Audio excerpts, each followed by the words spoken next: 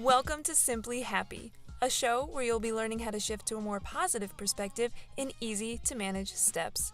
Who am I? My name's Olivia.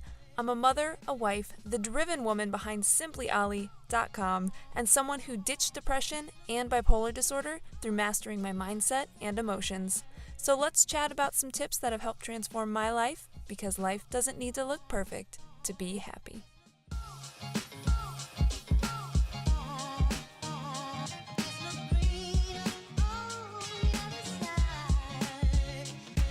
Hey there, what's up, and welcome back to another episode of Simply Happy. It's your girl, Olivia from SimplyOli.com, coming at you with the street smarts of mental health, because that's what's up. That's what's awesome. Today, I actually really dig today's episode. I'm really excited for this one too, because basically what we're going to be talking about is how to release the quote-unquote negative emotions, right? How to do that in a healthy way, because this is actually something I recently discovered, and man, it was a game changer for me. So yeah, I'm gonna relate this to how to have a healthy cry, all that good stuff. But it works with any negative emotion. So before we dive in, of course, if you've listened before, I'm going to encourage you to leave a review if you haven't already, not only on my show here on iTunes, but also on everybody else's show that you listen to in the podcast form, right? Because if you're listening to mine, I'd be honored if I was the only person that you listen to, but most likely you're listening to other podcasters too. So take a minute or 5, share the love for everyone that you listen to. That's your way to give back. That's your way to put some positive energy out there and just really light some people's days up, because that's always great to do, right? Okay, let's go ahead and jump into today's episode. So yeah, how to have a healthy freaking cry, or honestly, just how to not get rid of, or how to release negative emotions. You know what we're talking about today. I'm going to stop rambling about it. Regardless. So the brain, the mind, I don't come at you with facts, okay? That's kind of the gist. That's why I call this the street smarts of mental health, because I don't come at you with facts and the science. Maybe that sounds horrible, but I don't come at you with all the numbers and statistics and all those things. I like to give you the on-ground, this is what I implement, this is what I know works, and give you that strategy that is I've tried and it's tested and true, all that jazz. So, but your mind really does work in a way that's kind of a circle. It's a cycle, right? So we think certain thoughts, correct? You with me? Okay, imagine, just picture a bust of your head. If you don't know what that means, it's shoulders to head, right? That a headshot. So imagine your mind, right? You're thinking a negative thought, okay? So when you think that negative thought, typically what that's going to do is it's going to bring up a negative emotion, right? Imagine that in the chest, heart area. So that thought, swoop down, is going to bring up a negative emotion in your heart, in your chest. I'm kidding. I don't know. That's where I'm picturing it. So that negative emotion, right? Let's go with anger, because I feel like everybody can relate to that. So you think an angry thought, dang, that person screwed up my pizza. I'm so mad, right? And then that makes you feel that really angry emotion that gets you heated, right? That starts to physically alter your state of being. So you maybe start to get red, like me. I literally turn into a red Hulk. So you start to get red, you start to get hot, flushed, shaking, all that jazz, right? So anger emotion is being concocted. So what does that do? It then feeds right back up into your head. So now you've got a circle going, and that angry emotion is now triggering thoughts about all the things that anger you. So, right, it started with one thought, triggered the whole emotion, came back up the other side, and now it's triggering all the thoughts about all the things that make you angry. So that guy screwed up my pizza. I'm really irritated and mad. And now you're thinking about how Becky screwed you over last week because she was supposed to call you and didn't. And you waited around like an idiot. Okay, this is just getting intense. You get what I'm saying? It's a circle. So you keep feeding yourself on a loop, right? So, same works for sadness, depression. Think about it. Anytime you've had any kind of issue like that, whether it's anger or it's anxiety, maybe it's fear, maybe it's sadness, all those things play on a loop. You think a thought, you feel the feels, and then you think more thoughts about the feels, right? Almost as a way, it's weird, but it feels like a way to justify how we're feeling. So that circle keeps going. So here is how you always have people tell you, like, sometimes you just need to feel the negative emotion, right? And given, I do think that's true.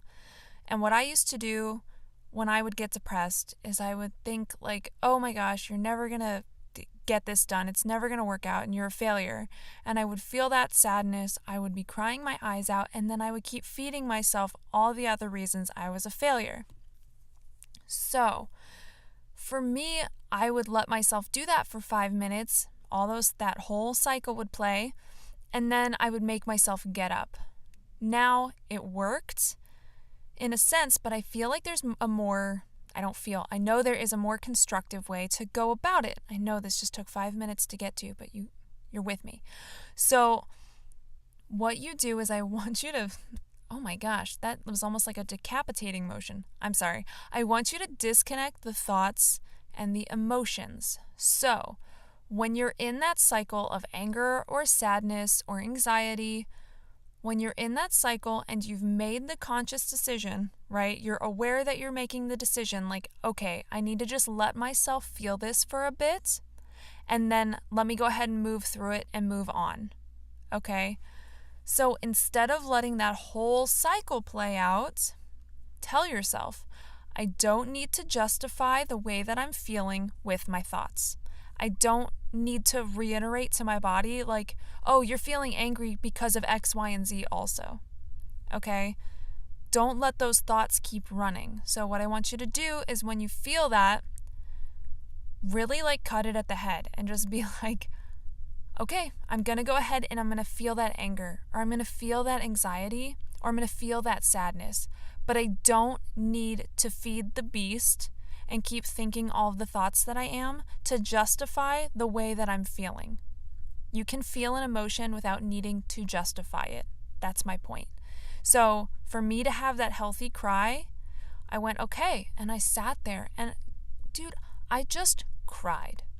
I just let myself cry. And if a thought would pop up, which honestly it didn't, imagine it like a bubble and just pop it, okay? But when I let myself just feel what that felt like, to just let out tears and to just cry without needing to be driven by the thoughts for why I was crying, it was the healthiest cry I have ever felt, and it was so refreshing when I was done. But you have to make a very aware decision to just go, okay, I'm going to spend this time right now. I'm going to let myself feel the way I'm feeling for a few minutes, and then I'm going to breathe it out and I'm going to get up. And I don't need to make myself believe in what I'm feeling because I'm already feeling it. So if you want to release a negative emotion in a really healthy way, stop driving it with the thoughts that you're having.